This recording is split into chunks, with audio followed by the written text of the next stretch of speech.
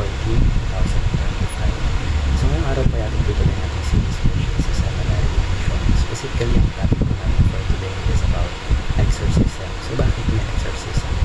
Nawa ating talata po yung magandang sa Mark chapter 1 verses 20 to 27. Sabi po yung nabasahin ko po. Just then a man in their synagogue who was possessed by an impure spirit cried out, "What do you want with us, Jesus of Nazareth? Have you come to destroy us? I know who you are,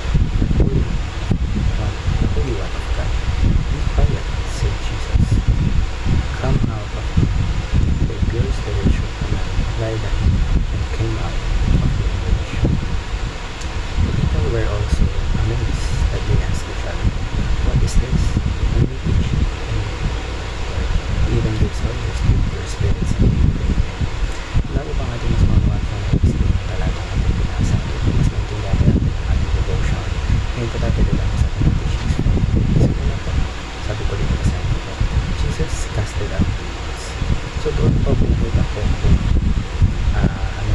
or kung gaano ka-powerful ang ating Panginoon sa Kristo yung kanyang authority binigay sa pamamagitan ng pagka-cast out ng demons.